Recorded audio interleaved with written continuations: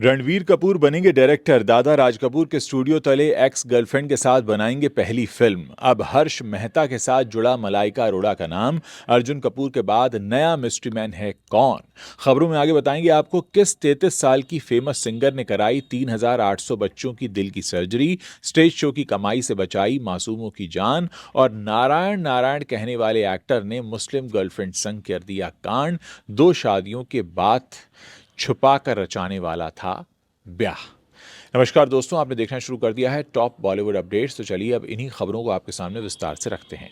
बॉलीवुड के handsome hunk Ranbir Kapoor अब acting के बाद डायरेक्शन की दुनिया में कदम रखने की तैयारी कर रहे हैं।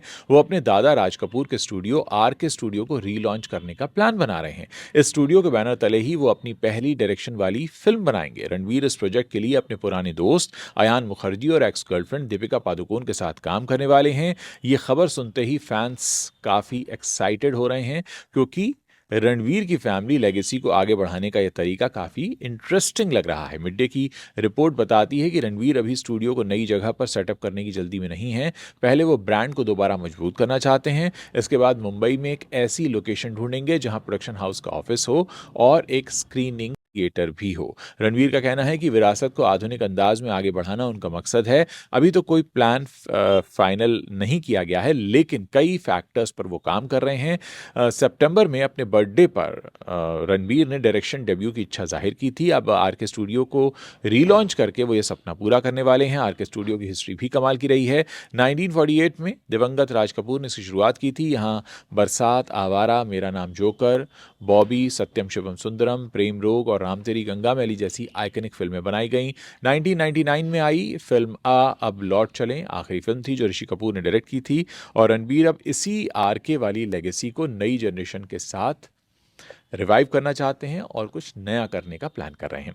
बॉलीवुड एक्ट्रेस मलाइका अरोड़ा अपने फिटनेस, डांस और पर्सनल लाइफ से हमेशा सुर्खियां बटोरती रहती हैं। हाल ही में वो एक कॉन्सर्ट में स्पॉट की गई जहां वो खूब मस्ती करती दिख रही थी, लेकिन सबसे ज्यादा ध्यान इस बात पर गया कि उनके साइड में एक मिस्ट्री मैन मौजूद था। ये वीडियो सोशल मीडिया पर वायरल हो गया और लोगों ने कयास लगाने शुरू कर दिए। अर्जुन कपूर के साथ बिग ब्रेकअप होने के बाद मलाइका की लाइफ में फिर से रोमांस की एंट्री क्या हो गई है, या ये भी कहा जा रहा है, कुछ रिपोर्ट्स ये भी कह रही हैं कि ये शख्स जो है हर्ष मेहता हैं, जो 33 साल के हैं, मुंबई में रहते हैं। हर्ष हीरे का यानी डायमंड का बिजनेस करते हैं और काफी अमीर फैमिली को बिलोंग करते हैं। मलाइका को कॉन्सर्ट में हर्ष के साथ देखा गया, जहां दोनों साथ में डांस करते और हंसते मुस्कुराते दिखाई दिए। वीडियो में मलाइका का एनर्जी लेवल कमाल का था, लेकिन फोकस हर्ष पर चला ही गया। फैंस कमेंट में पूछ रहे हैं कि ये नया चैप्टर क्या शुरू हो चुका है। मलाइका और अर्जुन का रिलेशनशिप 2019 में शुरू हुआ था, लेकिन 2023 में ब्रेकअप हो गया। उसके बाद मलाइका सिंगल दिख रही थी, लेकिन अब ये स्पॉटिंग जो हुई है उसके बाद सब लोग काफी हैरान हैं। हर्ष के बारे में ज्यादा डिटेल्स नहीं आई हैं, लेकिन वो प्राइवेट लाइफ जीते हैं। मलाइका की तरह वो भी सोशल मीडिया पर एक्टिव नहीं लगते हैं। कॉन्सर्ट में दोनों की केमिस्ट्री देखकर लग रहा था जैसे वो पहले से एक दूसरे को जानते हैं। मलाइका हमेशा अपनी लाइफ को ओपन रखती रही हैं, लेकिन पर्सनल मैटर्स में वो अक्सर थोड़ा सतर्क रहती हैं। अर्जुन के साथ ब्रेकअप के बाद वो अपनी फिटनेस पर और वर्क पर ही फोकस कर रही थी। अब ये नया कनेक्शन जो है ये सुर्खियां चुरा रहा है। क्या ये सिर्फ फ्रेंडशिप है या कुछ और, ये तो वक्त ही बताएगा, लेकिन वीडियो देखकर फैंस काफी एक्साइटेड हैं। बॉलीवुड और टीवी एक्टर पुनीत वशिष्ठ अपनी एक्टिंग के लिए काफ़ी फेमस हैं। उन्होंने कई फिल्मों और शोज में काम किया और धार्मिक रोल्स में तो अपनी बहुत अच्छी जगह बनाई है, लेकिन आजकल वो पर्सनल लाइफ की वजह से ज़्यादा चर्चा में हैं। पुनीत की कथित गर्लफ्रेंड नाजिया इलाही खान ने इंस्टाग्राम पर एक वीडियो शेयर किया जिसमें उन्होंने पुनीत पर बड़े आरोप लगाए। नाजिया ने कहा कि वो पुनीत से शादी नहीं करेंगी क्योंकि पुनीत पहले से ही शादीशुदा हैं और उनका तलाक अभी पूरा भी नहीं हुआ है। ये खुलासा सुनकर सोशल मीडिया पर हंगामा मच गया। नाजिया इलाही खान सुप्रीम कोर्ट की वकील हैं और भाजपा कार्यकर्ता भी हैं। वो सोशल मीडिया पर बेबाकी से बात करती हैं, इस्लामी प्रथाओं, तीन तलाक और हलाला की आलोचना भी करती हैं और हिंदू संस्कृति का समर्थन भी करती हैं। पुनीत के साथ उनकी रिलेशनशिप की खबरें पहले से चल रही थी। यहां तक कि पुनीत ने एक वीडियो भी शेयर किया था जिसमें दोनों सगाई के लिए शॉपिंग करते दिखाई दे रहे थे, लेकिन नाजिया ने साफ कहा कि पुनीत ने अपनी 2 शादियों का राज छुपाया था। पहली पत्नी क्लोई वो ऑस्ट्रेलिया में रहती हैं और उसके खिलाफ भी कई केस हैं। दूसरी शादी बंगाली महिला चांद से हुई थी। नाजिया के पास सारे प्रूफ्स हैं और उन्होंने वीडियो में कुछ डिटेल्स भी बताए हैं। लोग नाजिया की हिम्मत की तारीफ कर रहे हैं। कई लोग ये भी कह रहे हैं कि शादी से पहले यह सच सामने आना अच्छा हुआ। पुनीत और नाजिया की मुलाकात सोशल मीडिया पर हुई। पोस्ट पर कमेंट होते होते फिर दोस्ती बढ़ने लगी, इसके बाद प्यार हो गया, लेकिन अब ये रिलेशनशिप ब्रेक हो चुकी है। पुनीत के टीवी करियर की अगर बात करें तो वो चलो बुलावा आया है में दिखाई देते हैं। पहले शिव शक्ति, तब त्याग तांडव, लक्ष्मी नारायण, कहत हनुमान जय श्री राम और राम सिया के लव कुश जैसे शोज में भी वो काम करते रहे हैं। बॉलीवुड सिंगर पलक मुच्छल अपनी आवाज़ से ज़्यादा समाज सेवा के लिए जानी जाती हैं। 33 साल की उम्र में उन्होंने 3800 यानी 3800 से भी ज़्यादा गरीब बच्चों की दिल की सर्जरी कराई है। अपने स्टेज शोज की कमाई से वो मासूमों की जान बचा रही हैं। पलक ने सोशल मीडिया पर पोस्ट शेयर करके ये बात बताई। ये सुनकर उनके फैंस काफ़ी इमोशनल हो गए और उनकी तारीफ करने लगे। पलक अपने भाई पलाश के साथ पलक पलाश चैरिटेबल फाउंडेशन चलाती हैं। इस फाउंडेशन से अभी तक इतनी सर्जरी हो चुकी हैं, लेकिन वेटिंग लिस्ट अभी भी लंबी है। पलक स्टेज शो से जो भी कमाती हैं वो बच्चों की सर्जरी में लग जाता है। कभी कभी पैसे कम पड़ जाते हैं तो वो अपनी सेविंग से भी मदद करती हैं। उनके पति मिथुन ने बताया कि पलक का बच्चों के प्रति प्यार बिल्कुल अलग है। वो नहीं चाहती कि गरीबी की वजह से कोई बच्चा अपनी जान से हाथ धो बैठे।